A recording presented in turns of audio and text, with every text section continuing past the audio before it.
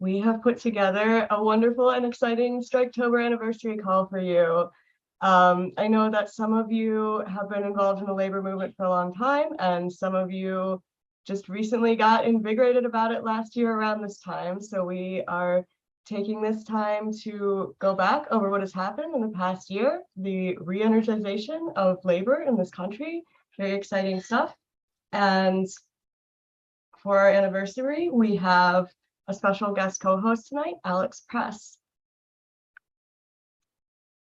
Hello, how's it going? I'm happy to be here. All right. So live stream is working good? Yes, we are good to go. All right, great.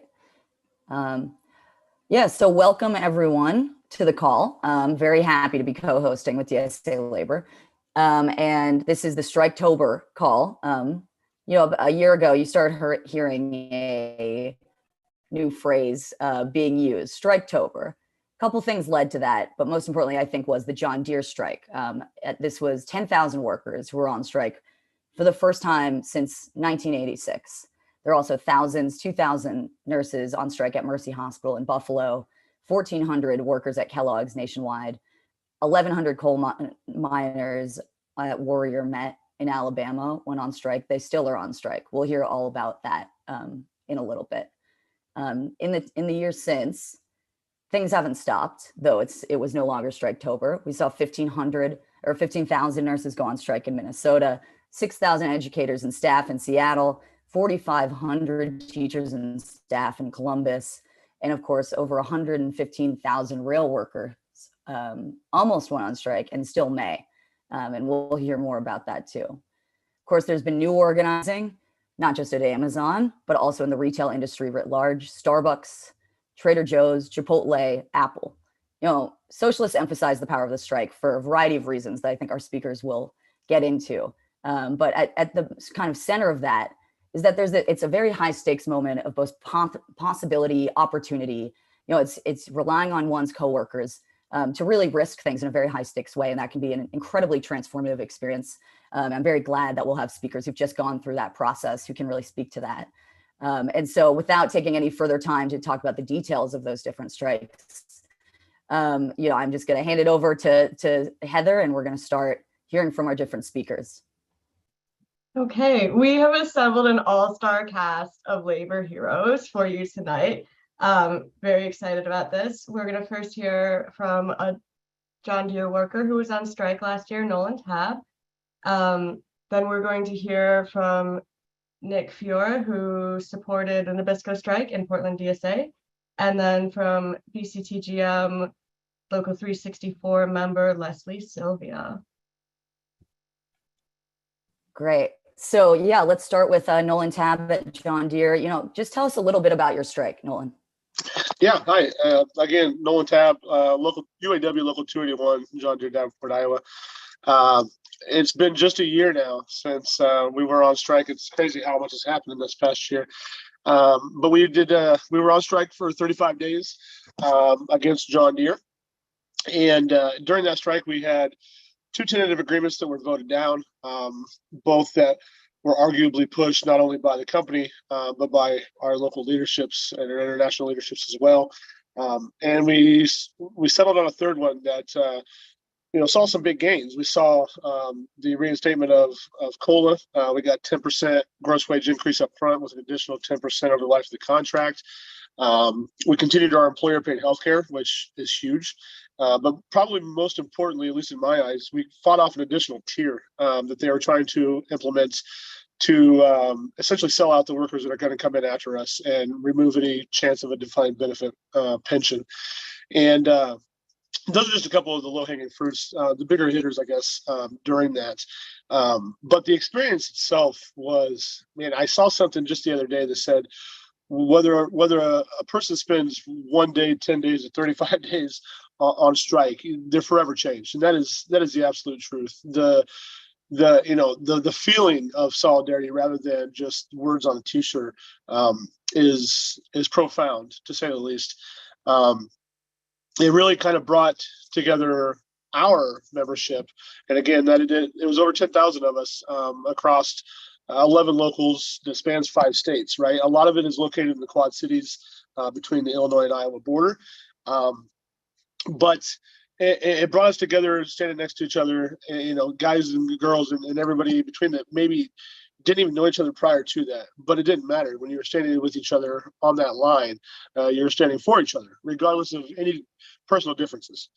And, during that process, there was an injunction filed against us, right? So what had happened was John Deere essentially tries to throw stuff at a wall and see what sticks, right? They said things like we were waving our signs aggressively and things like that. Now, granted, this isn't, the 40s or the 50s where, you're busting out taillights and things like that. But to say you're waving signs aggressively is a bit dramatic. But they succeeded in finding a previous labor judge who had turned circuit judge, and they were awarded the injunction that actually cited waving signs aggressively in the court documents, and they made moves to try to break our strike. They dropped us down of the 1,100 people we have in Davenport, no more than 8 people to be on strike at any given time. And they also went on to say that we could no longer have burn barrels or chairs because those are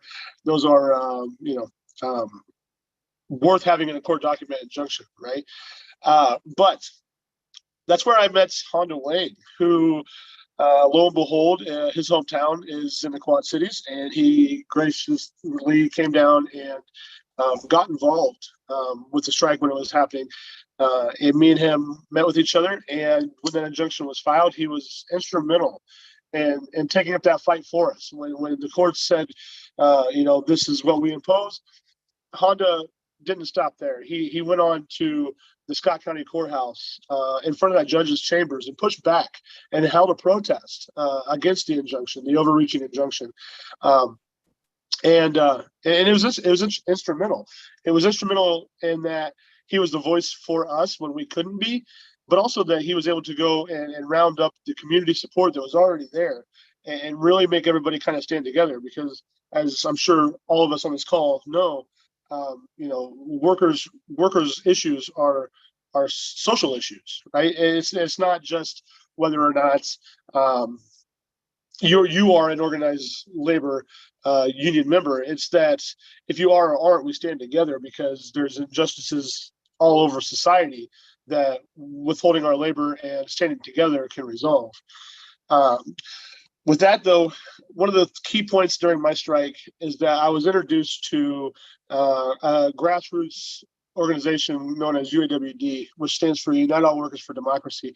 They actually were able to start a GoFundMe on our behalf, where we raised over $160,000 in GoFundMe donations for our strikers, which included $30,000 from the Bernie Sanders campaign, who also donated that match to the Kellogg's workers who were on strike at the same time. We were able to kind of get together via Zoom, and a bunch of strangers that were fighting for a good cause. And we succeeded in getting the donations out to all of our strikers through things like grocery voucher programs and food banks. And it was instrumental. But that kind of segued me into joining the fight to reform the UAW. There was what we call the one member, one vote, whereas all of our international leadership has been appointed positions. And so it really creates a culture of, for lack of a better word, a good old boy system. And it's been a situation where they hold their power, and they hold that as priority over kind of what's best for the membership. And so with that one member, one vote being passed as a part of the federal decree because of corruption within our union, we are now leading up to and organizing candidates who are reform-minded that are going to hopefully be replacing some of those international leaderships and really truly reforming the UAW from the bottom up. Because at the end of the day, whether it's UAW or any other organized labor, the membership is what should be paramount priority. Absolutely, hands down. But with that, I'll go ahead and pass it on, and later on I'll take any questions that you guys have. Cool. Thank you so much. Nolan, actually, I want to ask you one follow-up here. I kept my intro very short because I want to hear from all you way more. But okay, so you get extra time here because the John Deere strike really kicks off. And at least from where I sat, as a labor journalist, that's sort of what leads people to start talking about, is this a strike wave? Is something changing? And in part, it wasn't just that it was a very large strike in a sort of extremely kind of powerful company, but also it was really rank and file led, and you kept rejecting, negotiated agreements that you said wasn't good enough, go back to the table. And that in itself, this is it's a complex question to ask, but you kind of laid out how that then relates to one member, one vote and UAWD and these kind of like, successful attempts and ongoing attempts to reform the UAW. And to do something that kind of bold, right? Say, it's still not good enough. We're going to keep rejecting these TAs. It was very surprising to people, right? Because people are used to labor kind of being on the back foot and taking what they can get. And it seems like that willingness to do that also led to a willingness to, take on kind of problematic structures within the. I'm just curious. You talked about power assault. You're absolutely right. We can feel it. That it was bigger than just us. It was bigger than just John Deere. That we were kind of, I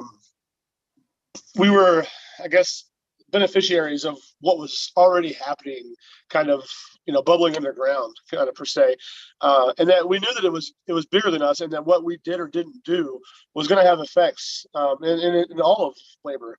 And like I said, the first agreement that kind of really highlighted the quote unquote corporate unionism that really kind of is plaguing the UAW right now, is that from the first contract to the last contract is night and day difference. In the first contract, I think they were only offered 3% increase up front, and any additional raises was going to be to the discretion of the company, or something to that effect. And like I said, not only was that completely out of touch with what the membership was looking for, but it was still brought back to us for a vote. And when you look at maybe some other fights, it really highlighted the disconnect between our leadership and our membership.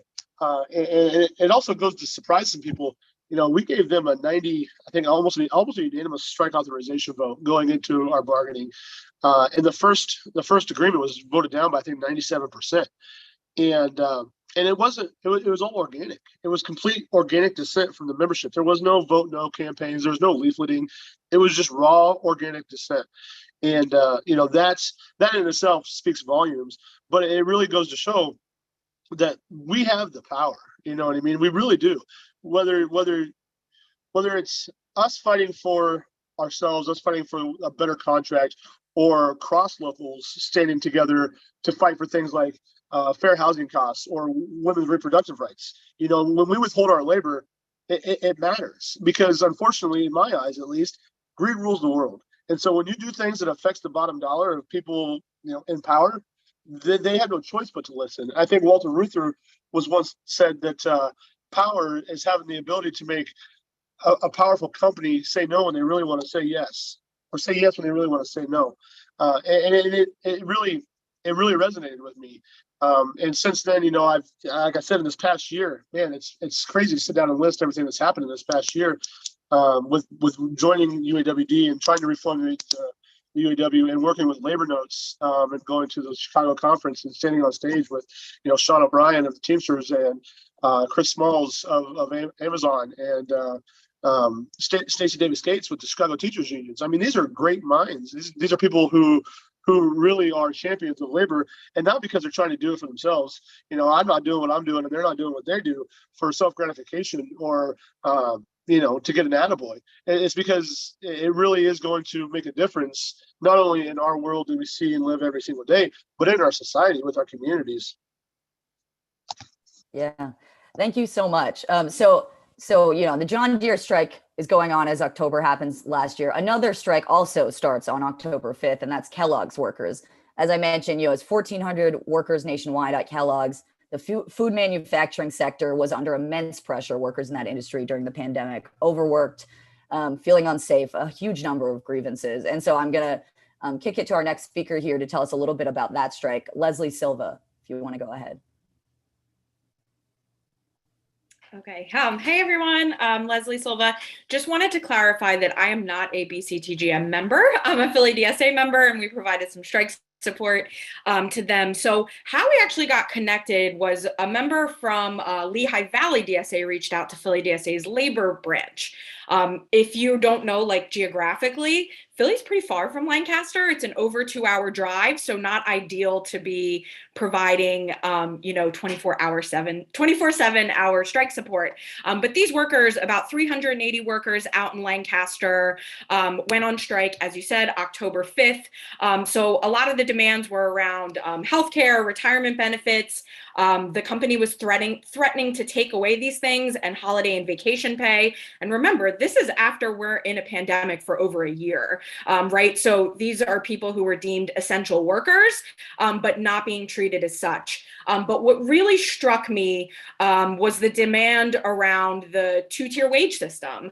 So what was happening is you had these legacy employees who had been there, for a certain amount of years. I'm sorry, but I don't remember exactly what that was. But their pay discrepancies between those employees and new employees coming in was dramatic. I'm talking like, new employees coming in making around $14 an hour compared to upper 20s for these legacy workers. So this strike, what I found to be so, I don't know how else to say, but beautiful, is that these legacy workers really put their butts on the line for new employees, because we all know here, what do these two-tier wage systems do? They break down the union. Why would these new employees want to be part of the union if they're not, reaping these benefits? The other thing that I heard a lot when I was out on the line was what we're hearing from railroad workers. The wages are okay. They had no time to be with their families. They were working 12-hour shifts. And then immediately when the 12-hour shift would end, they would get a text from management that says, you need to put in an additional 4 hours. And there was no choice to say, no, I'm not going to do that. So, what is making decent wages if you have absolutely no time to spend with your family? So what was Philly DSA's involvement? Sometime that year, our labor branch had voted to establish a strike support committee. We had a lot of public sector unions with contracts coming up and negotiations. So we created this subcommittee and we put out this pledge to our members. That's the Philly DSA's I'll Be There pledge, asking that our members pledge their support, whether that be financially, saying they'll show up at picket lines for labor disputes.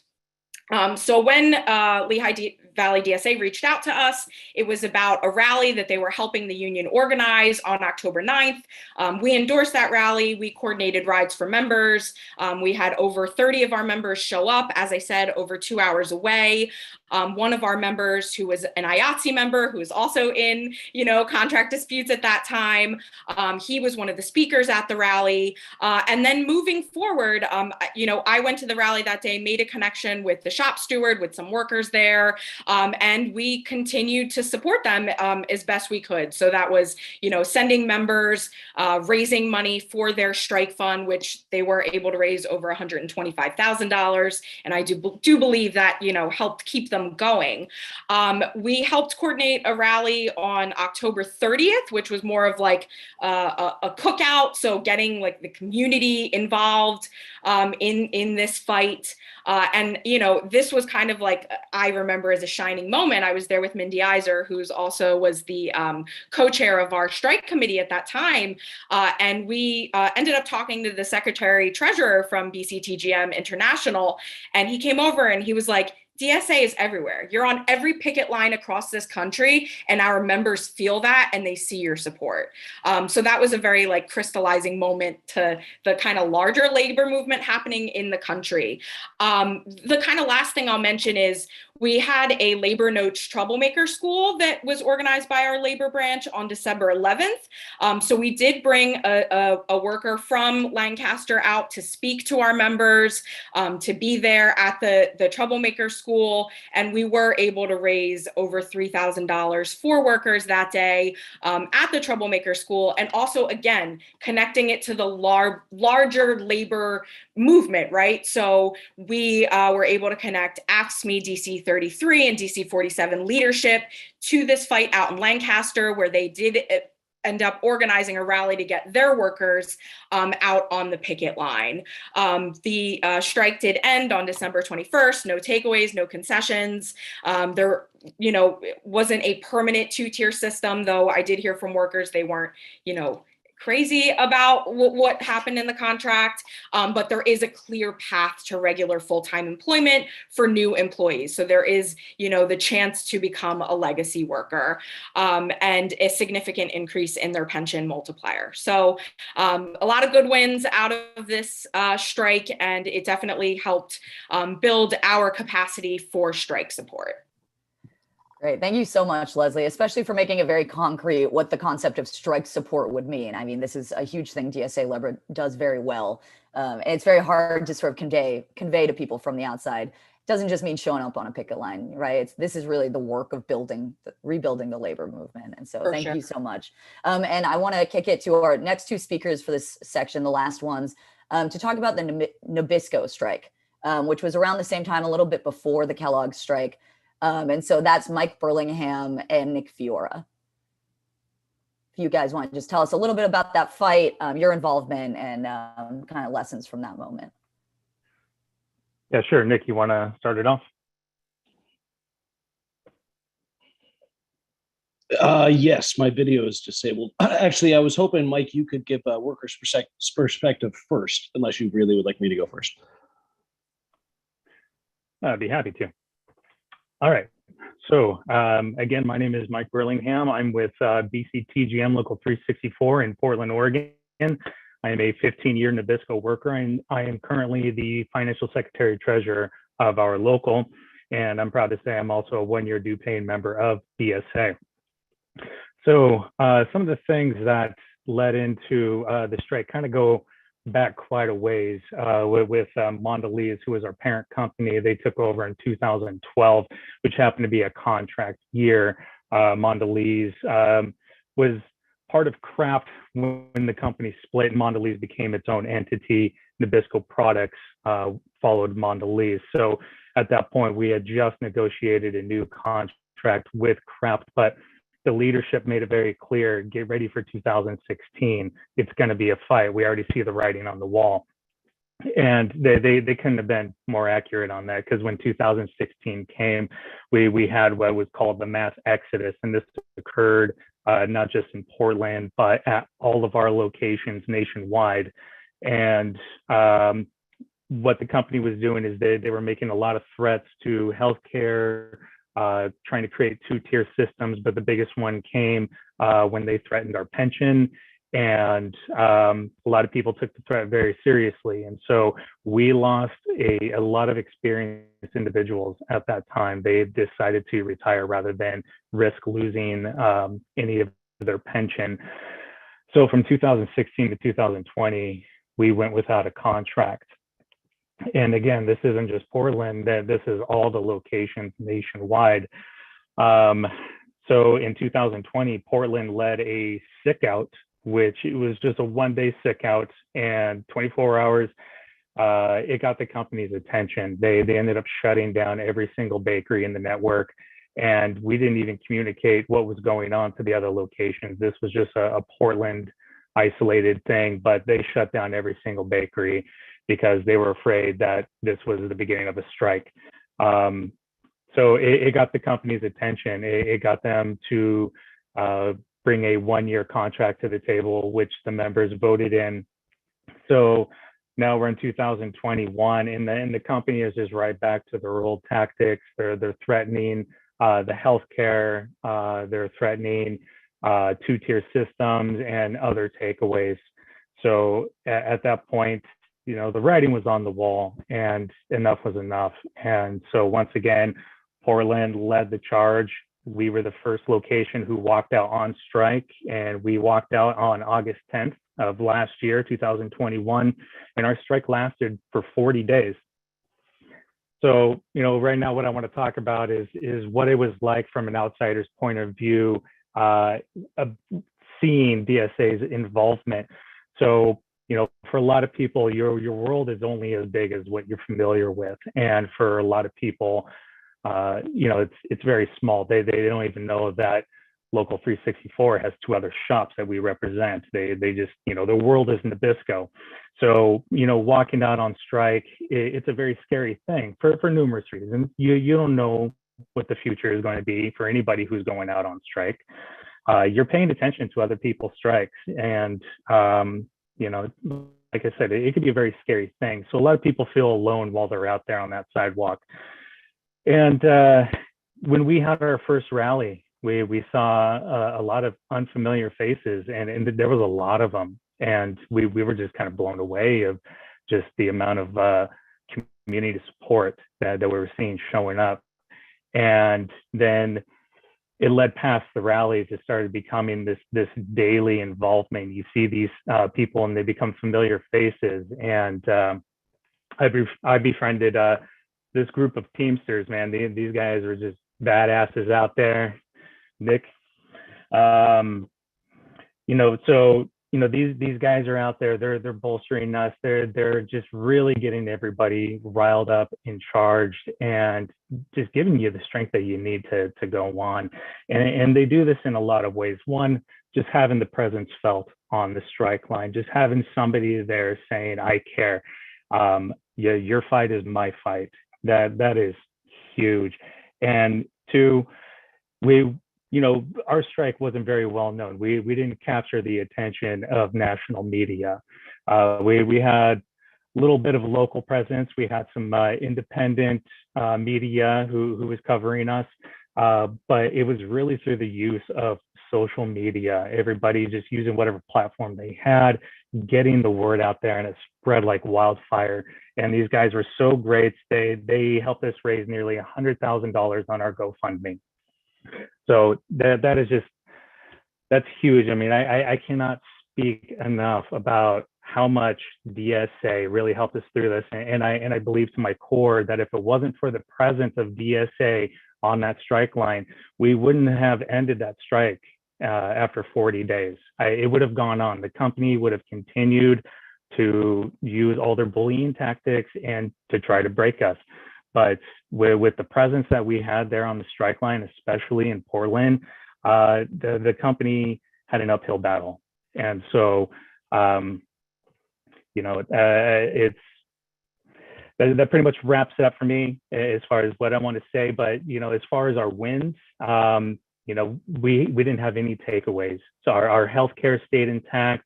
The scheduling stayed intact. They didn't go to a 2-tier system at all. Our overtime and everything stayed the same. So, after 40 days, we had a very successful win.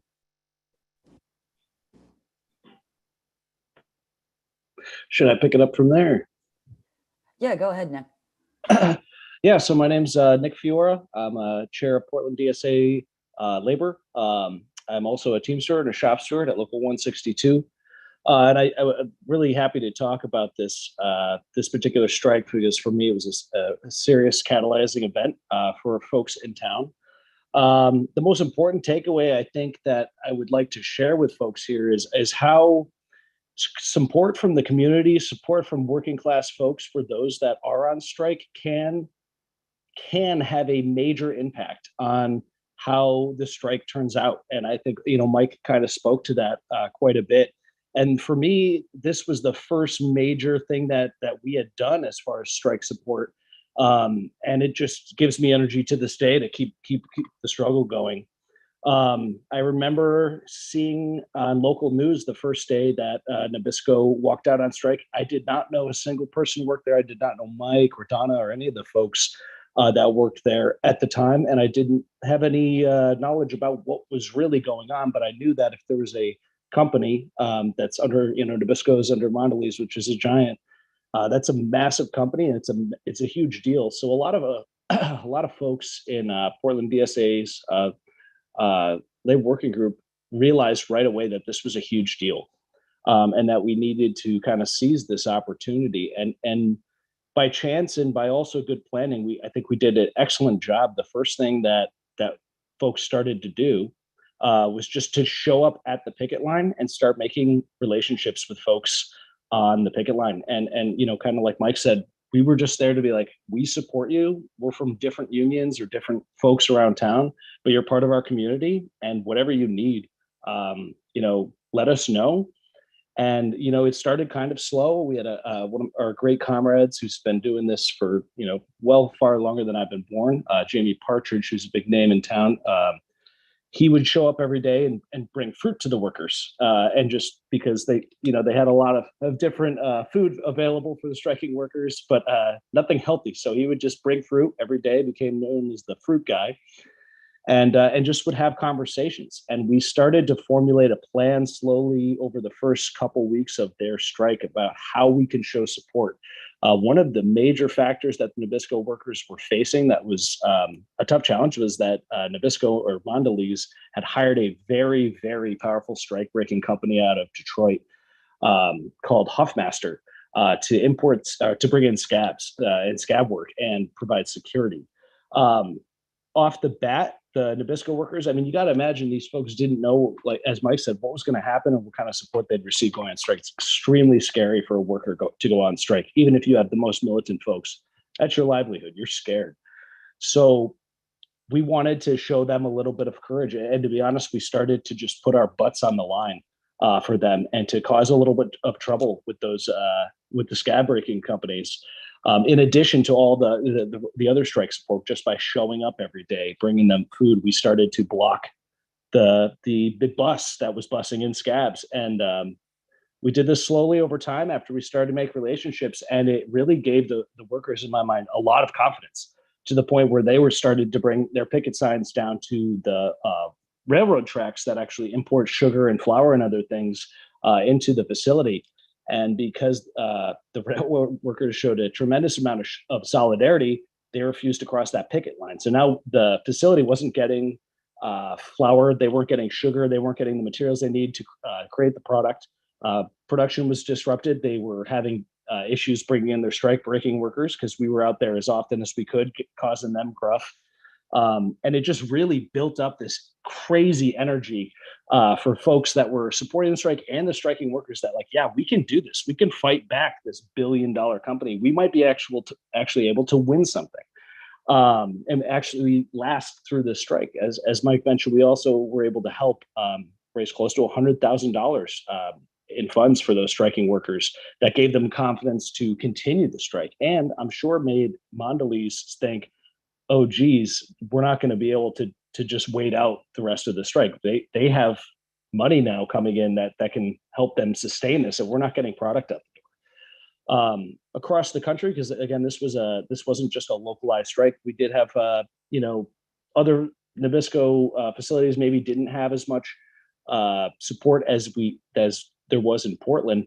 But they were, I'm sure, seeing what was going on here. And I'm hoping that we inspired other folks to do the same thing in other DSA chapters nationally. I think we brought in 8 members or 5 maybe members from Nabisco into DSA, including Mike and some of our other folks. And then when Mike ran for Secretary Treasurer of BCTGM, we helped him out too as well. It really built working class solidarity. It was a huge deal. And like I say, it's still gives me energy to continue this work to this day. That was an amazing strike. And I think that's all I got. Okay, thank you again to all of our panelists from Striketober last year. Amazing and wonderful time, bringing back good memories to me, maybe a little tear to my eye. Striketober really marked when the entire nation collectively started being more and more aware of the power that workers held. And we in DSA started to focus our labor organizing efforts on helping workers win these fights. To tell us a bit about what DSA has done with workers and what other chapters can do in support of the National Labor Solidarity Fund is CWA member and Inland Empire DSA member Thomas Ham. Hello, thank you. I'm Thomas Ham. I'm a CWA 9588 member out of the Inland Empire, a place that you're probably hearing about a lot more now that all the Amazon warehouses out here are starting to unionize, which we are trying to get involved in. So I just want to go over a little bit about what we've been doing out here with Communication Workers of America. I work for Frontier Communications. They're, I think, the 3rd or 4th largest phone company in the country now.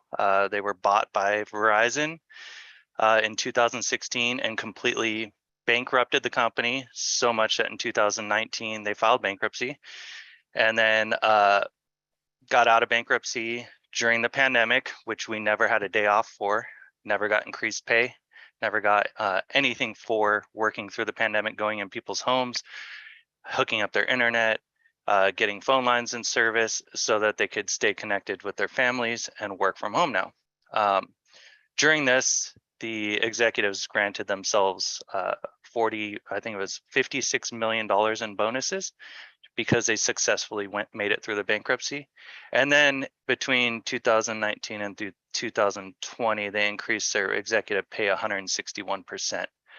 They have the highest paid person in Connecticut, where they're headquartered, is making $48.5 million a year. For a company that just filed bankruptcy, somehow they're able to justify that when the largest phone company, AT&T, pays their executive $22 million, which is still way too much. But that's where we're at. So we've been bargaining since September of 2021. We had an extension without a pay increase the year before due to the pandemic, but they were able to get their bonus. We had 3 ULP strikes by January of 2022. And during that, right after our last one, most of them were safety, some were grievance problems. We had a 10% pay increase on it. So we had a tentative agreement, 10% pay increase. They doubled our healthcare costs, removed all bonuses.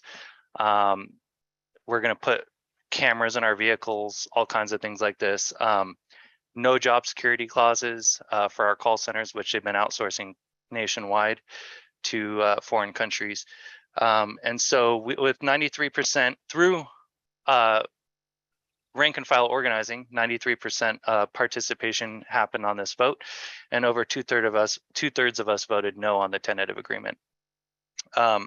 Unfortunately, the tentative agreement we're looking at right now has a 13% pay increase, but an added year to our contract, since we've already been a year without contract, still doubling our healthcare costs, still removing our bonuses. So it looks like we're going to have to be fighting again to basically reject this tentative agreement.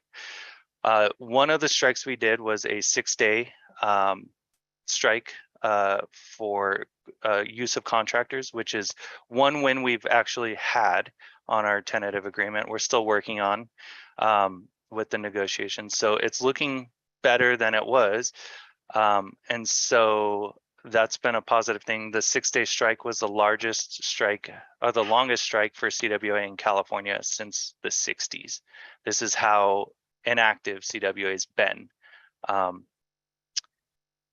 So I just want to mention the Striketober thing was a way that there was a small group of us that were using Striketober as a way to mobilize members. A lot were ready to roll over and just kind of accept what we were given like we usually do. But we educated members that John Deere, Nabisco, Kellogg's had rejected tentative agreement after tentative agreement until they were able to finally go on strike, and that they don't need to accept the tentative agreements that are handed to them. And it actually helped mobilize a lot of the members, which was pretty nice. So we're hoping to continue that through the next tentative agreement that comes up. DSA was also very helpful in the sense that they actually were able to allocate some funds for signs. They were able to picket with us. They bought us lunch on some of our ULP strikes. And that kind of leads me to discussing the National Strike Fund, the DSA Solidarity Strike Fund, and how that would be even more beneficial and comforting to members that are going on strike, to know that if someone needs something or even just a meal for their family, that there's ways that we can help sustain those workers that are out to make a better life for their families, and to make sure that these corporations are being held accountable for what they're doing to us. And so I just wanted to let you guys know that basically that's it. So thank you for your time, and that should be it.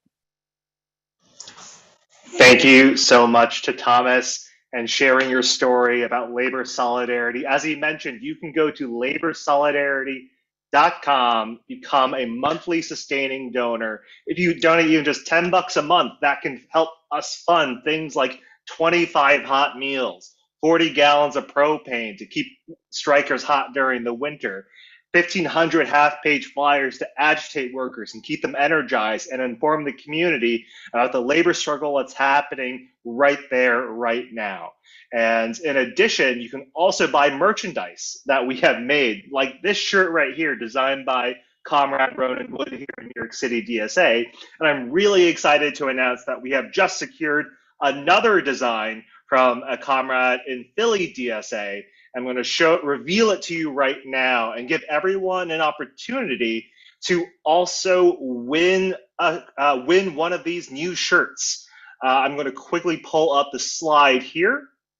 And as you can see, we have a very fun image here from Comrade Tabitha Arnold from Philly DSA, who made this graphic, boss makes $1, I make a dime, so I organize on company time.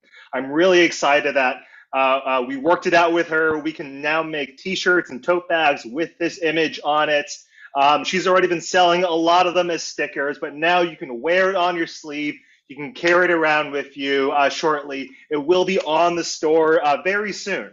But if you want to go ahead and have an opportunity to win a free piece of merch, go to this URL, bit.ly/Striketoberprize. Once again, that's bit.ly/Striketoberprize. If you are on this call right now, in the Zoom chat, you can take a look at that URL that I just posted. If you're watching this on YouTube or Twitter, once again, that's bit.ly/Striketoberprize for a chance to win. Addition, you can go to laborsolidarity.com to check out not just our merchandise there that we have right now, but also an opportunity to become a monthly sustaining donor so we can keep this fight rolling. And with that, I'll pass it over to Heather. All right. Well, you know, we love our labor swag. Love it. We keep the ball rolling tonight. Some of us have some games to watch, right? But we want to hear now from some ongoing labor struggles. We have some more wonderful guest speakers for you tonight. We have Hayden Wright representing, and her partner Braxton, representing the Warrior Met workers with United Mine Workers of America. We have Haley C. from Birmingham DSA. We have Alicia Humphrey from Starbucks Workers United and Oklahoma City DSA. We have Atulia Dorolaski, a Chipotle worker organizer who helped win the first union at Chipotle. Pretty amazing. And we have Ricky Reynolds from Greater Lansing DSA, who helped support that effort. And we have Michael Williams from the Emergency Workplace Organizing Committee. So I'm passing it back off to Alex. Great. Thanks so much. So I want to start with the newest organizing effort at Chipotle. And so as Heather mentioned, we've got Atulia Dorolaski and Ricky Reynolds to talk about that. And I just want to say, you know, Chipotle is like Starbucks, is like several companies in the retail sector that now are starting to see unions just seen widely sort of assumed among, I think, the US labor movement to be pretty unorganizable. I mean, of course, everyone would like to organize this sector and these workers, but there's this sense of, you know, these companies are vicious, the turnover is too high. This is seen as a transient job, and there are a number of reasons it's very hard to organize. And yet, Atulia, you and your coworkers did it. So let's start with you. Hi, thanks for the introduction. Yeah, we are very excited. My name is Atulia Dorolaski. I'm a member of the Chipotle Union of Teamsters Organizing Committee at the Lansing Chipotle store. And I'm very excited to talk about the Chipotle organizing experience and most crucially, the DSA involvement aspect of this. I got a job. I started working at Chipotle last October. So it was actually around Striketober I started working at Chipotle. And at the time, the DSA Labor Committee was doing the strike support for the Kellogg strike that was going on at the time. And that was organized by the labor co-chair, Ricky Reynolds, who will be speaking in a bit. And I remember going to those solidarity supports, and it really got my brain turning, so to speak. And so after I got caught reading Mark Fisher, Ghost of My Life, by another coworker who is also pretty leftist, we sort of talked about the idea of a union at Chipotle. And that is when DSA really came to help. Through the DSA stuff, I feel like I really, not to get too nerdy about stuff, but I feel like it really has helped me understand like the idea of like you have historical materialism, just the idea that the Chipotle union would have been impossible without the DSA help that we got during it. And that DSA help was only possible because people had been building these structures for way before my coworkers and I came to them for help. And so there really is a moment happening right now in history that is quite exciting. And with that, I will let Ricky Reynolds talk about the DSA aspect of this. Yeah, I want to take a second, not to detract from the story of the Chipotle workers specifically, which you can all read about. There's so much coverage of what they specifically did. But it really wasn't that much longer before, I'm trying to do the math on this. I joined Lansing DSA in 2019, so it really hasn't been that long, but shortly thereafter I came to a meeting and I said, why don't you have a labor committee? I see New York has a really cool labor branch. Why don't we have that? And so, you know, a more seasoned organizer was like, it's your committee to start, right? And so that's how it happened. But I've done a lot of work with other chapters, and I don't want to say you can't organize a Chipotle without a labor committee in your local, but I do believe that you need to start building these durable structures as soon as possible as a place to make these things more possible and sustainable over time. Another comrade, Angelo Moreno, who before the Chipotle victory, we had organized a public library in East Lansing. And our comrade Angelo loves to say that DSA helped create the conditions of possibility where we could even begin having these conversations. But I really think that DSA chapters need to have organized and formal structures to make these things last over time, such that the things that we learned with the East Lansing Public Library, became things that happened in Chipotle through these, not just relationships, but also I really can't overestimate strategy as being really important. There's a lot, that's really a big thing that happened with us. But I also want to take a point to think about the way this organization, this national body and our labor committees, what are our responsibilities beyond just organizing the working class, right? What can we provide that's unique? And I think it's more than, knowledge, strategy, convincing people to join us and build this movement. I think we have a responsibility to start thinking about making meaning out of all of these disparate things going on, and also really thinking concretely about how we scale these things up, which I think is going to be my transition to our next speaker. But to me, that starts with building these structures that really make sure that you're accountable to connecting these struggles at your local to each other over time and making sure they don't go away once one thing is done. Thank you, Ricky, for that. We have really found that the Chipotle union organizing effort has been like really sandwiched, both past and future by DSA. And to that note, we have started organizing with the Emergency Workers Organizing Committee, or EWOC. And for that, I will let our EWOC person, Michael, speak on that a bit. Yeah, real quick. Thank you all. My name is Michael Williams. I'm a volunteer organizer with EWOC, which is a joint effort, as you all know, between DSA and UE. We are partnering with the Chipotle Teamsters in Lansing to get out the word and talk to as many Chipotle workers across the country as possible. It's estimated there might be over 100,000 Chipotle workers currently, mostly in the United States. And so that's a lot of potential for building power. And as everyone on this call knows, strike power comes when new workers organize new unions, right? And the best thing that everyone on this call can do tonight is to help spread our word. The best thing they can do to help workers in Lansing bargain a new contract and build more power is to build more Chipotle unions. So I'm going to drop our intake form, our intake link into the chat, and hopefully everyone can disseminate this. I just want to say real quick, it's not enough that this link just circulates on left Twitter. The more you can put it on Reddit, on TikTok, on places that are going to get in front of Chipotle workers, the more power we can actually build. So if everybody could help with that tonight, it would do wonders for our project. Thanks so much, Michael, and to the other speakers as well. As far as very excited about Chipotle Teamsters, looking forward to finding a way to get some of the swag myself, as far as that, whatever the logo ends up looking like.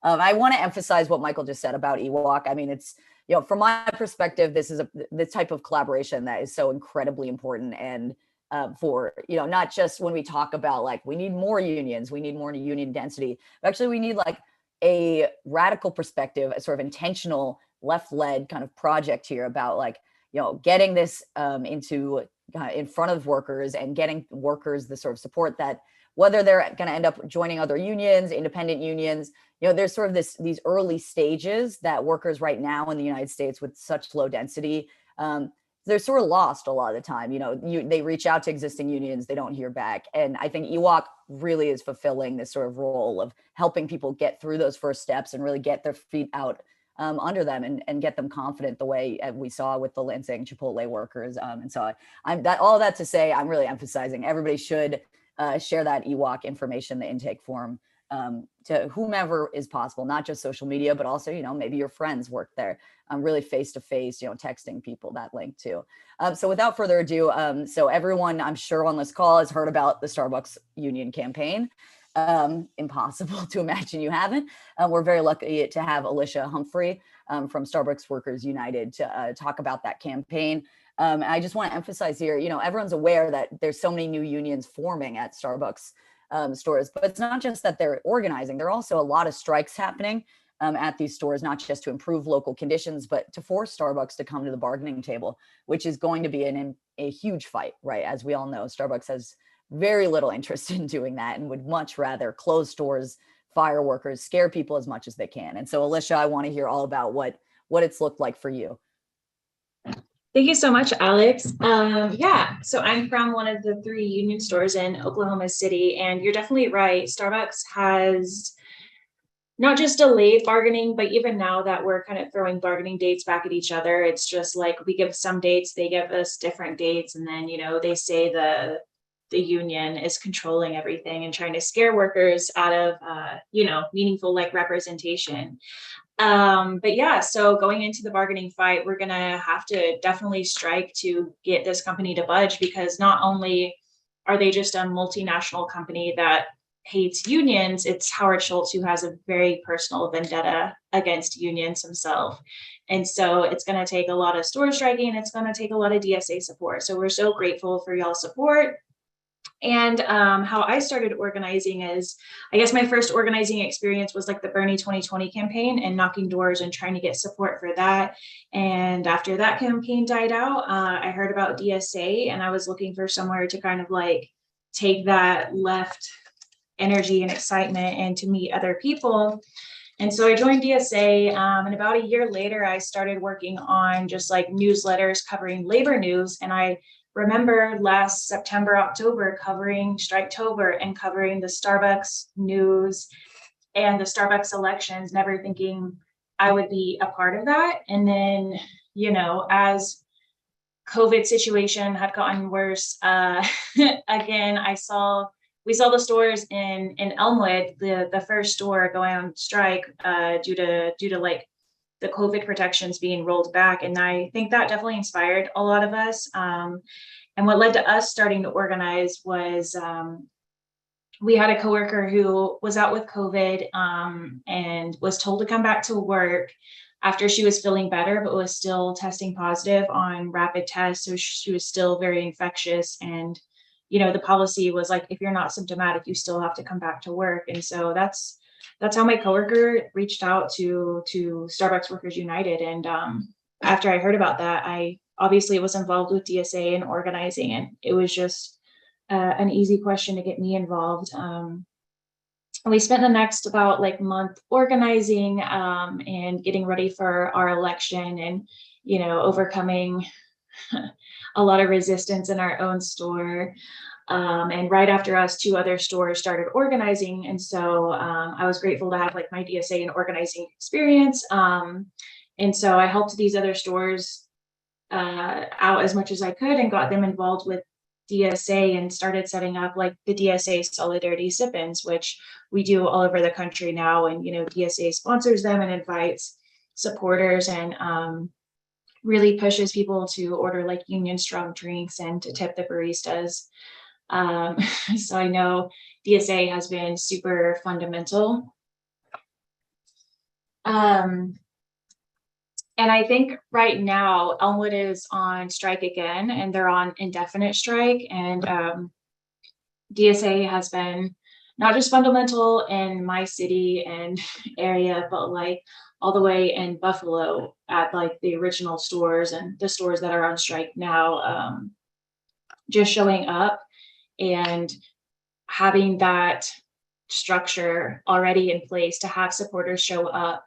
And like in Boston, when they had a store on strike for 60 days, like they really relied on their DSA members that would show up to the picket line to have a 24-hour strike, because they had unionized Teamsters delivery trucks. And so as long as they had a picket line, they wouldn't be able to cross it. And so they used like DSA support and help to keep that picket line going for at least for 24 hours, so that truck would never deliver. And I think after organizing my store, it's been really inspiring to help organize other stores here in Oklahoma City. Like I've been doing intakes as organizing has slowed down and getting to help them build their organizing committee. And after a store that I'm working with, after they go public, I'll definitely link them up with the DSA in their city, and know that they have like community support if they ever need to go on strike, and know that they'll be backed up with that. And organizing has also kind of helped me find my voice. Like I wrote a Jacobin piece about how Starbucks is using its trans and abortion travel benefits as union busting tactics. Yeah, I know the union ones in red states are really big, but they're really hard. Like it's not just people being ignorant of unions, it's people who have a very negative mentality of union. Like they see unions as very corrupt here. They see unions as just like paying union dues. They don't see the point of it. And we've been having to do a lot of educating to not just people in our stores, but like even our customers will be like, why do you need a union? Why are you doing this? And having to tell them why, or people who had never heard about a union before and had to Google what that meant.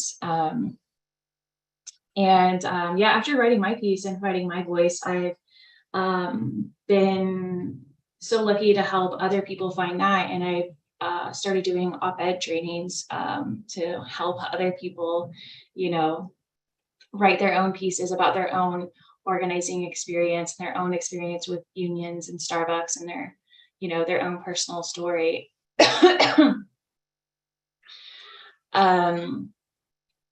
And another reason I have been really glad to be a part of this is I've gotten to connect with other unions, not just here existing in Oklahoma, but I think it was 2 days ago now, the second Apple store in the country had just won its election.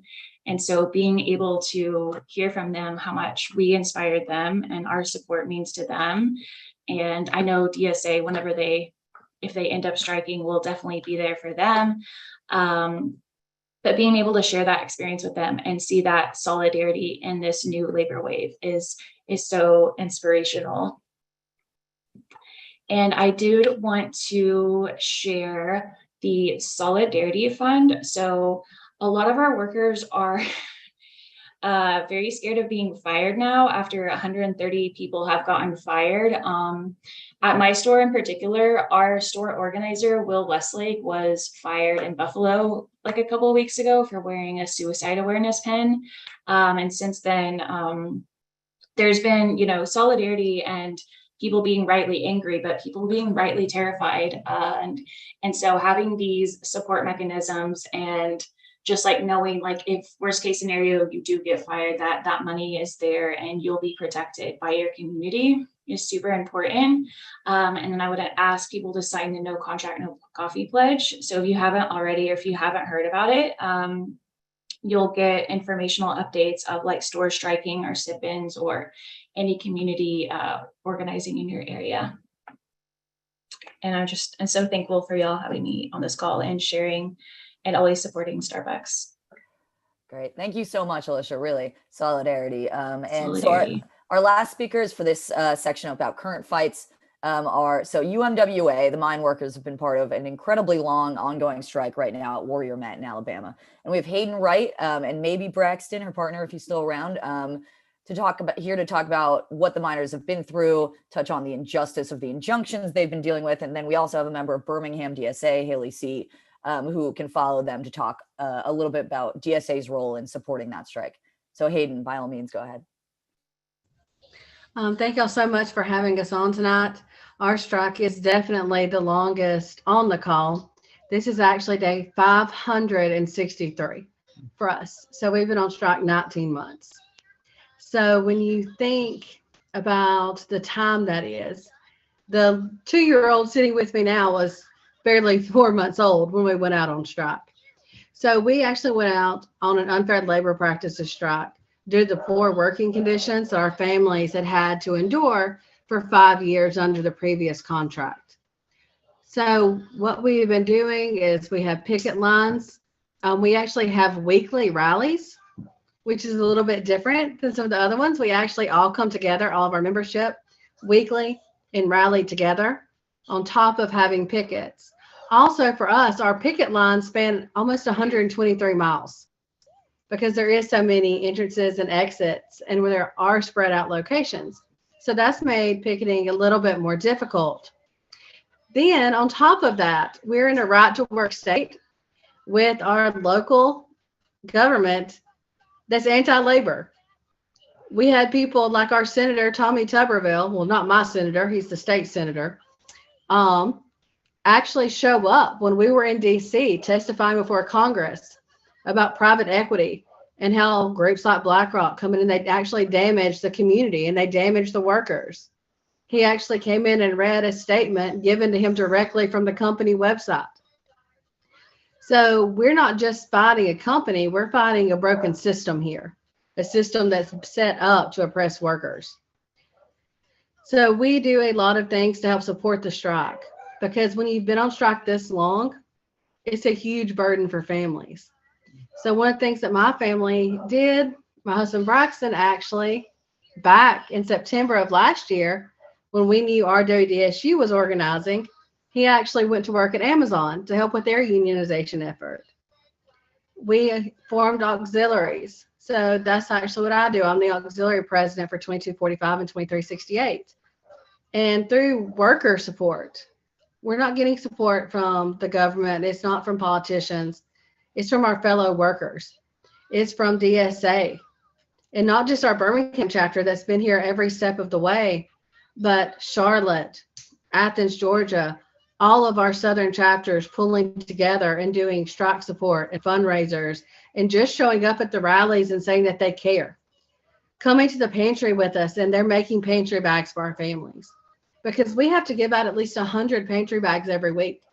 We have to give out diapers, baby formula, hygiene products, because when you've been on strike this long, even with taking second jobs, sometimes at the end of the month, you still don't have money for those items that are necessary to live and survive.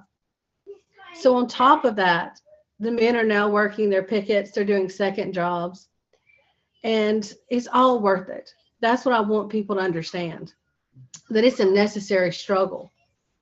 While it's hard to be on strike, and I think that if you don't tell people that it's not easy to be on strike, you're not giving them all the information they need to have a successful one for long term. It's hard.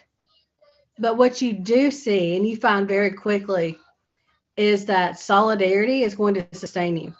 That the relationships that you have with your fellow workers, the relationships you make with the people in your community that love and care about you, and not just your local community. When I say community, I mean the community of workers that we have all over, not just this country, but the world, that see these spots and these struggles, and they care enough about them, and they know how important they are, that they're going to support.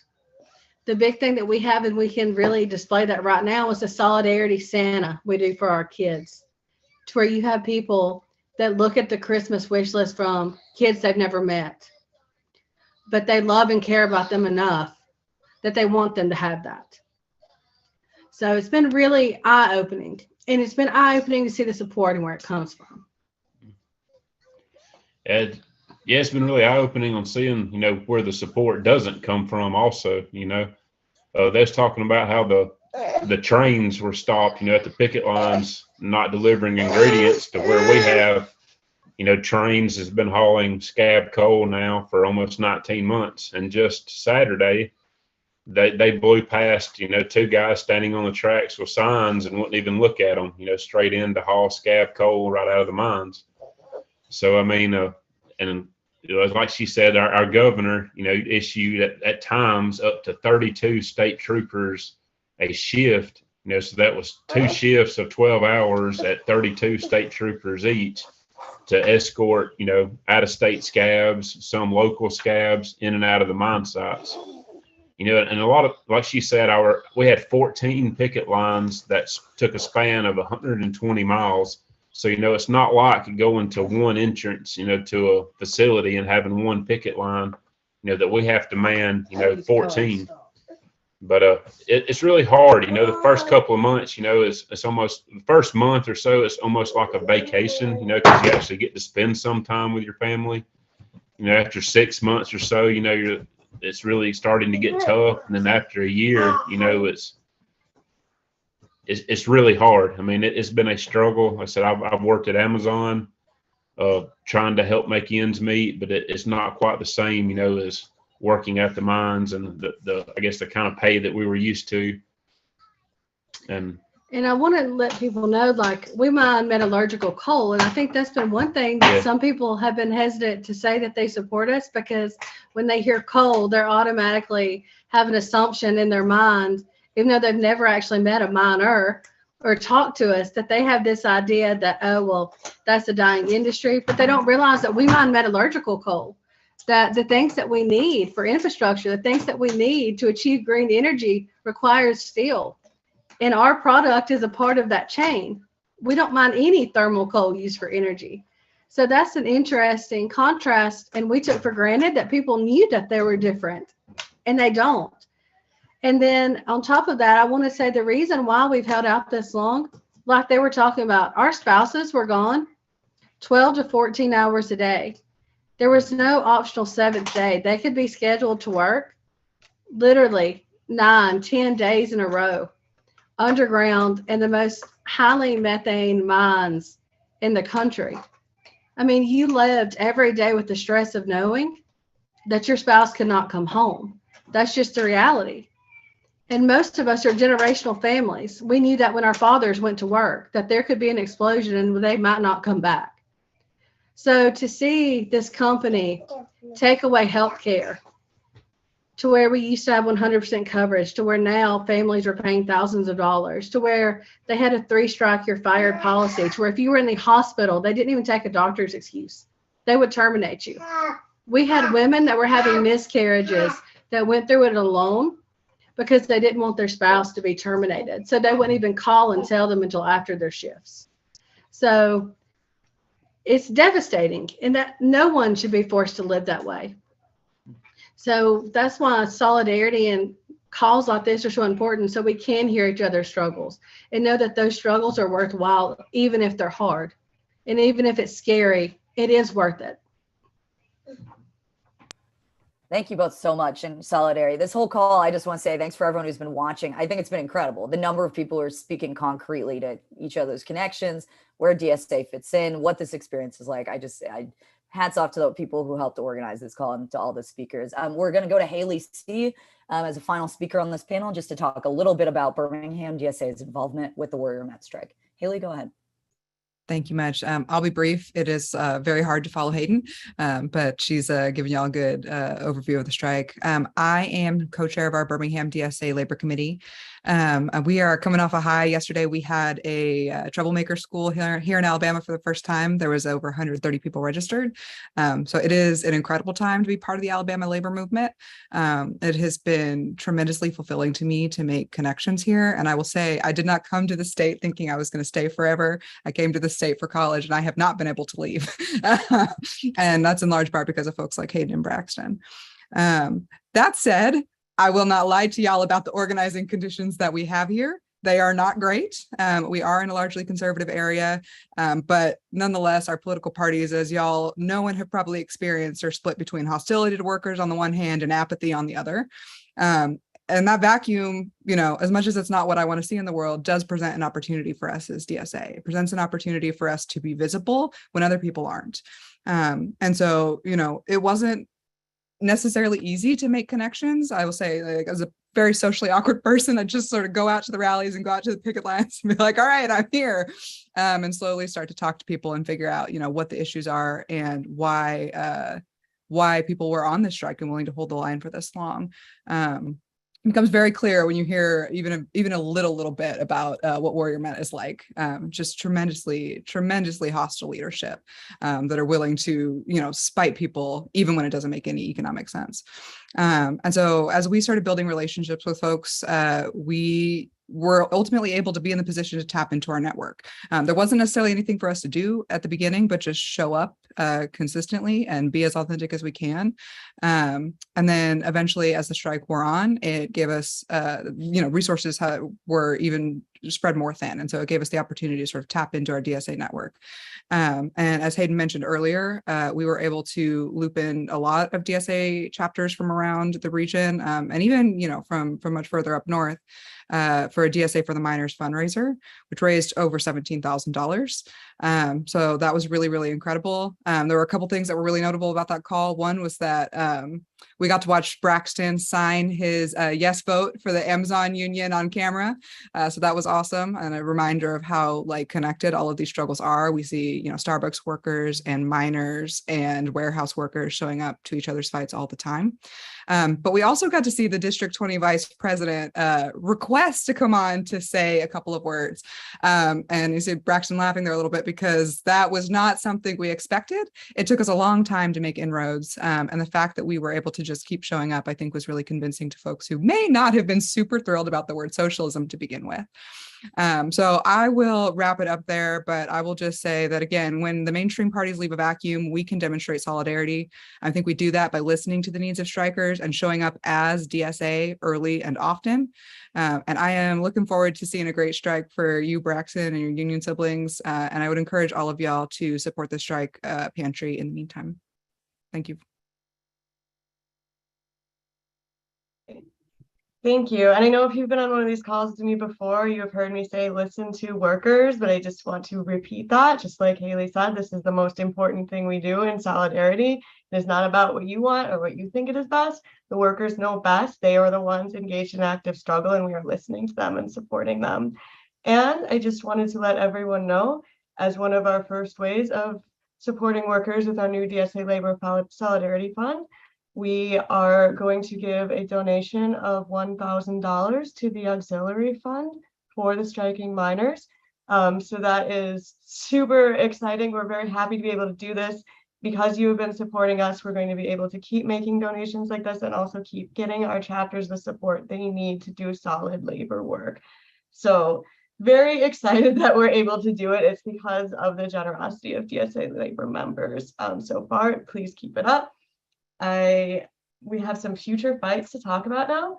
So I am going to hand it off to Ross first to give us a little bit of a pitch about how important it is to keep funding and getting us strong for these fights.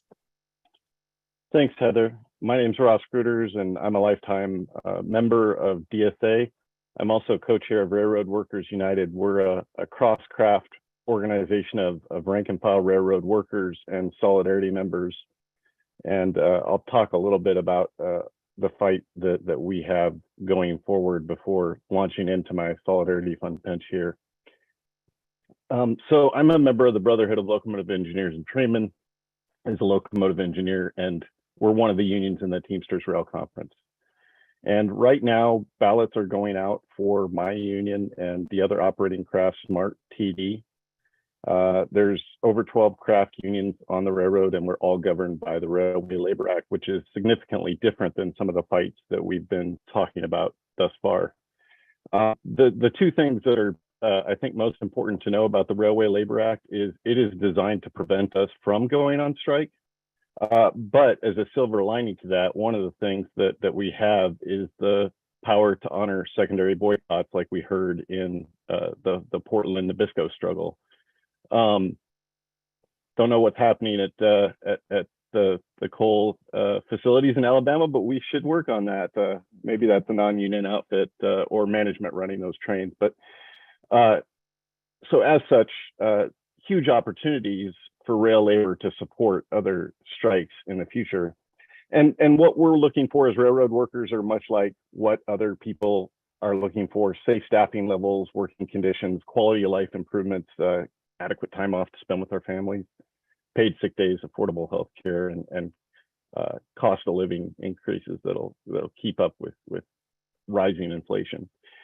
So despite being a lifetime member of DSA, when I first heard about the Labor Solidarity Fund at Labor Notes, I couldn't sign up fast enough. I was bugging both Heather and Sean, when's this going to happen? I want to sign up. I want to sign up. And so I signed up as a sustaining member as soon as I could, and I urge everybody else to do that as well. And why that's important, I think, is much like when we heard how we're going to be able to give money to people that are struggling to stay on the picket line. That's huge. And local chapters like mine in Central Iowa, we don't necessarily have the resources to, through our chapter, to fund some of these efforts. So when Deere workers went on strike last year, Ankeny, Iowa has a big John Deere plant, UAW 450. And we were able to go out and support those workers, but didn't necessarily have the financial instruments to do so. We don't have a chapter bank account or anything like this. So once it turned cold, we knew that there was a need to get propane to those workers on the picket line. And we started a GoFundMe for that, but didn't really have the mechanism in order to be able to do that maybe in the way that it needed to be done and comply with everything that the national would like us to do. So what we did is we teamed up with a local organization, a mutual aid organization that was doing some homeless aid work around propane as well. And we were able to raise about $20,000 that we split 50-50 with the Deere workers and their efforts.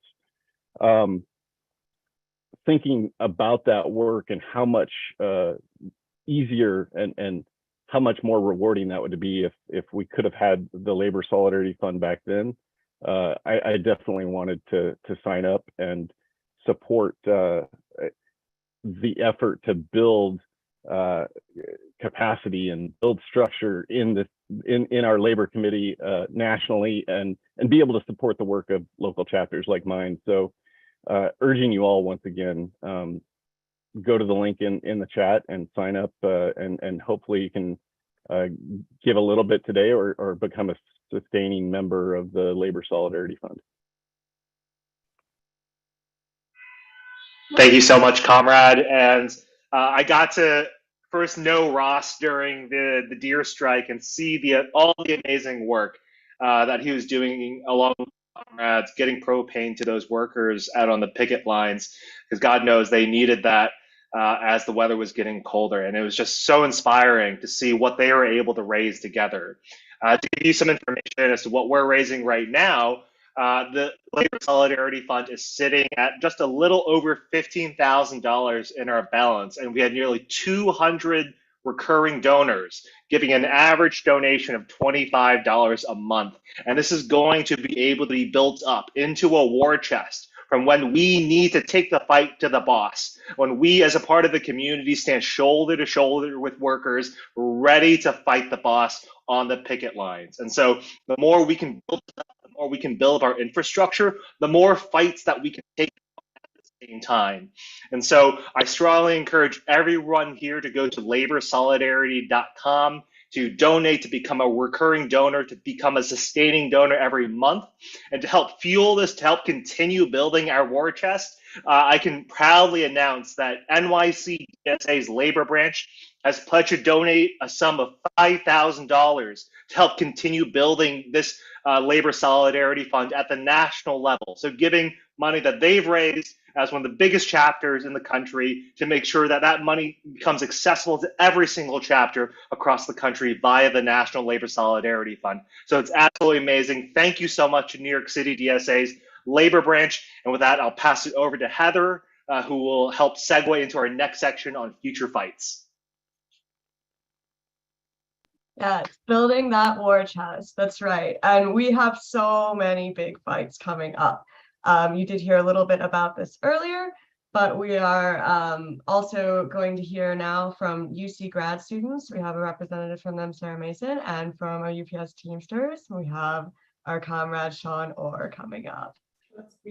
Hi, everyone. My name is Sarah Mason. I am a teaching assistant at UC Santa Cruz. I'm also a head steward in my union, UAW 2865, and I'm a member of Santa Cruz DSA.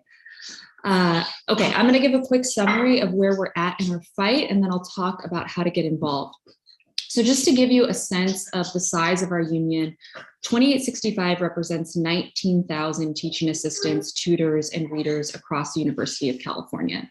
For people who don't know, UC is one of the biggest employers in the state, and the state of California is the 5th largest economy in the world. So this is really shaping up to be a really important fight for us, on the West Coast, but also for higher education more broadly. Our union members perform the bulk of the teaching work for the UC system. So we're the people who are reading the papers, we're grading the exams, we're responding to emails, we're meeting with students when they have questions, we're helping students navigate coursework during a global pandemic, things like this. The university couldn't run without us, and yet we make $21,000 a year in some of the most expensive regions in the country.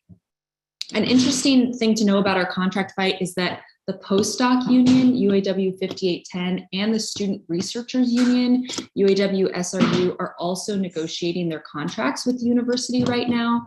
It's the first time in history that our bargaining timelines have synchronized in this way, which means 48,000 workers are looking at the possibility of a massive coordinated strike next month.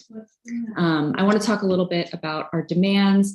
Some of our biggest demands include a cost of living adjustment or a COLA to bring workers out of rent burden. Rising rents are an issue for workers everywhere. It's no different here. Rents in Santa Cruz have gone up 40% since the start of the pandemic. Our boss's response to this, as of last Wednesday, has been to propose a 7% wage increase. It's clear to me, rank and file workers they're not going to accept that. I reported this back to my department, and the response was just to laugh, right? People don't see this as a serious proposal given what they're experiencing day in and day out. A coworker in my department, for example, slept in his car for a year because he couldn't afford to rent in Santa Cruz. It's not uncommon to hear people talk about having to choose between meds and rent, between necessary dental procedures and rent, between food and rent. This is a widely and deeply felt grievance, and it's really the core demand in our fight.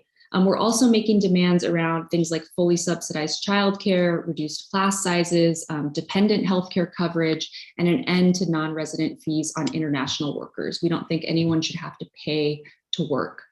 So where are things at right now?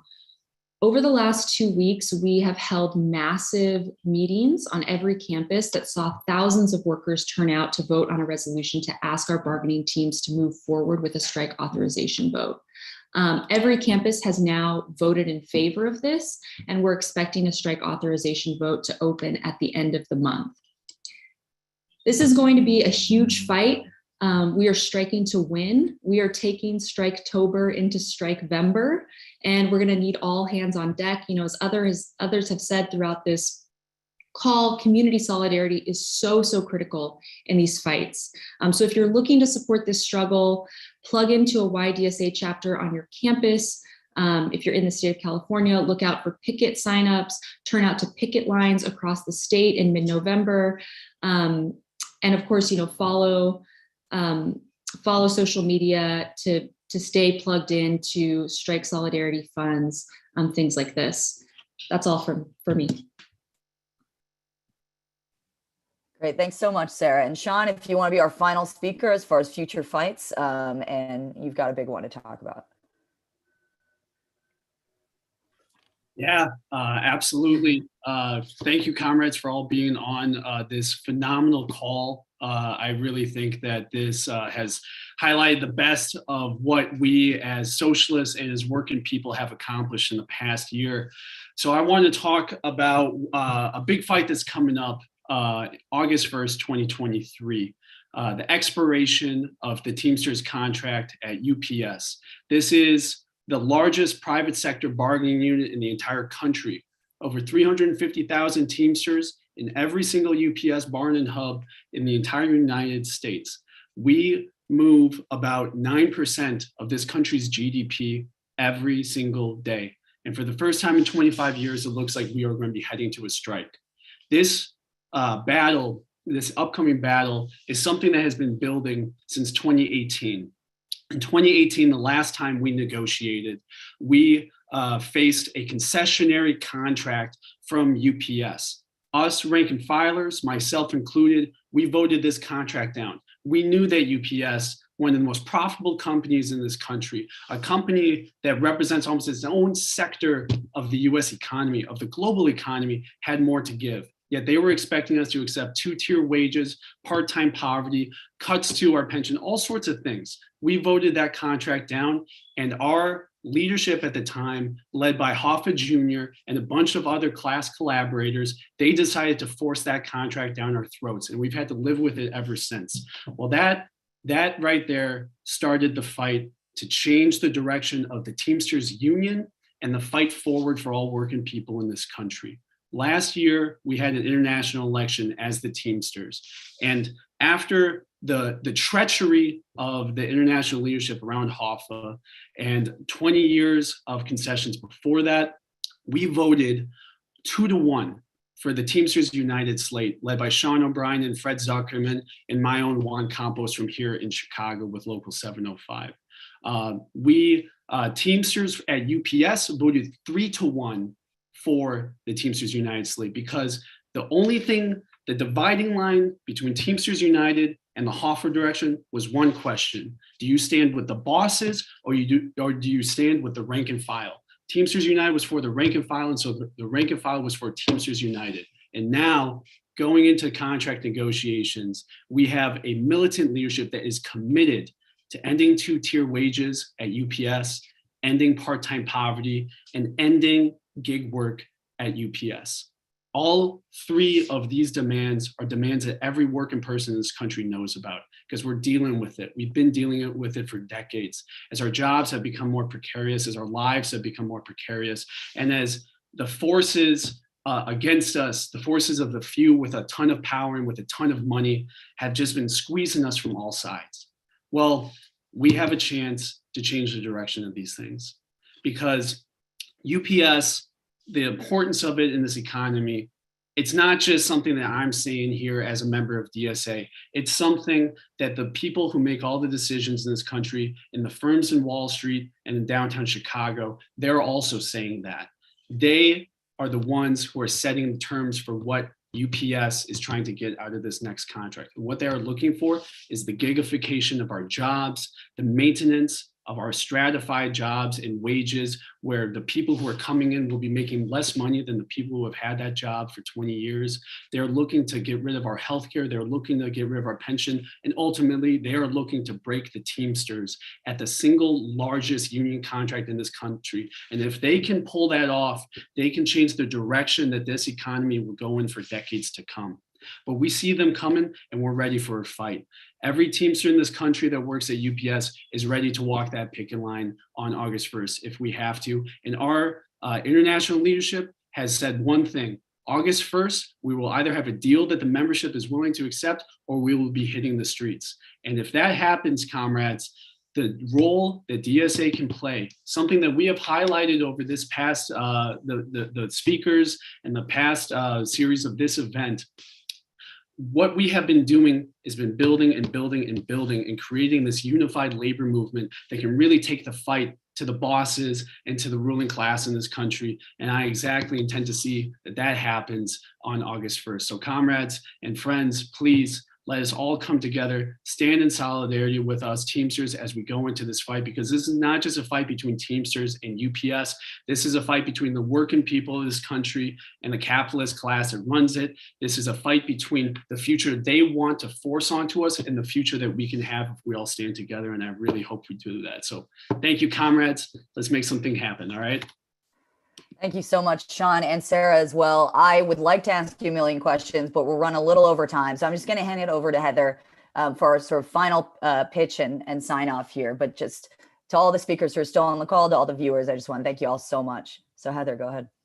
Yeah, of course. And thank you so much, Alex. It's been a joy to work with you on this. And I want to shout out my fellow members of the NLC as well, both our member leaders on the steering committee who've done so much work to put in this call, and all of members of DSA Labor who I know are working every day in labor solidarity.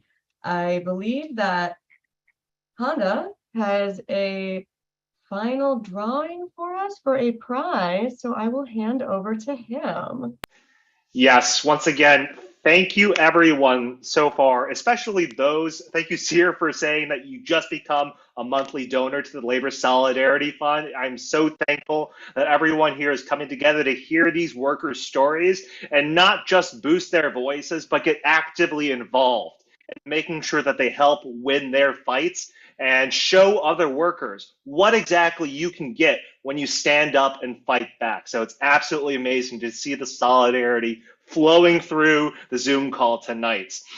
We have a few entries here, and I'm just going to do a random number generator to see who we can pick as prize winners. And so I'm going to generate this first number, and it is going to be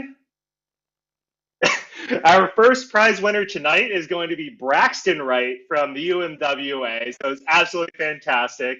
We're hoping we'll be able to get you a shirt or a tote bag, whichever is your preference. And we'll be following up with your contact information. And I'll do one more merchandise pull right now. And that person is going to be Amber Longo. And so I don't know Comrade Amber yet, but I will make sure to mark you both down, Braxton Wright and Amber Longo, as our prize winners tonight for the new merchandise that is going to be coming out from DSA Labor. Thanks to Comrade Tabitha Arnold, who made that wonderful art about organizing. Once again, thank you to all of our callers tonight. Thank you to Heather. Thank you to Alex Press for being our co-hosts. And I'll pass it over. Actually, before I pass it over, I want to quickly mention, if you can't donate to the Solidarity Fund, but you still want to organize, or if you've already a donor and you want to continue contributing by organizing directly with us as the National Labor Commission, you can go to laborsolidarity.com and sign up for our Labor Corps, which is going to be the organizing body that democratically decides how we use these funds, who will coordinate directly with DSA chapters to help them develop the skills and coordinate the logistics around ensuring that we can put these funds to good use, and also helping us build up the capacity of the National Labor Commission a whole to ensure that we're able to meet the moment when the time comes that workers need DSA to show up for them on the picket lines, in their organizing drives, in whatever fights that they have against the boss. And so with that, I'll pass it over to Trey Cook, who will give us our final Solidarity Fund pitch tonight, as well as Heather, who will close us out. Comrades, capitalism tears the shit out of it. With the solidarity from workers across the country and the help of DSA's Labor Fund, I have nothing to fear. With this Labor Fund, it's a great resource you can use to get snacks, signs, the propane heaters that we've been talking around about this entire show. That's stuff that you can get from the DSA Labor Fund. Go online and donate. Give us a lot of money. You can buy t-shirts, buttons, or stickers, or if you don't like swag, just give us money. That's right, folks. Go to the Solidarity Fund and give us money so we can get more cool shit and you can get more cool shit. Yeah, I think that's the rest of my pitch. I want to thank all the speakers here tonight and give us money. Thank you. Thank you for that terrifying update from YDSA. Incredible. We do have one more ask for our YDSA comrades tonight. If you are in the UC system, we would love it if you could join YDSA and get involved to support worker organizing, as we heard about earlier on this call. I also am going to drop some more links in the chat again for a final time. There are a few things you can do here. So we've talked about this before a lot in the past. You know, we're in solidarity with our Starbucks workers, donating to the coworker solidarity fund. That's a national fund that will support any workers who are going through hardship because of union busting due to their organizing. Also signing the No Contract, No Coffee pledge and getting 10 other people you know to sign it too. This is going to be very important moving forward as things escalate, as we help our workers get to their first contract. I hope it's going to be a really amazing one, but it's going to take a lot to get there. I don't know if you know this, but billionaires really don't like us and they don't want us to have nice things. So we have to continue in this fight. As you were asked earlier, sharing this organizing workers form from EWOC with Chipotle workers, very important ask, especially if you can make sure you can get this out of just like left Twitter and into the real world. That is what we're looking to do here. We also have some options to donate to the auxiliary for the mine workers. And we have a whole list of things that the rail workers are asking as they continue to vote on their contracts. A strike could still happen there. And they have some amazing swag if you haven't seen it yet either. And then, of course, finally, I'm going to ask you to go to laborsolidarity.com. I would love it if you could sign up to be a monthly donor. We also have some cool merch and are getting more. But most importantly of all, stay involved, stay engaged, talk to your coworkers every day. I really can't emphasize enough how important it is to be in the present, in the fight, and be ready to meet the moment. DSA has done a tremendous job of that so far in the past year, and we're going to keep it going. Solidarity forever, comrades. Thank you so much for being here tonight.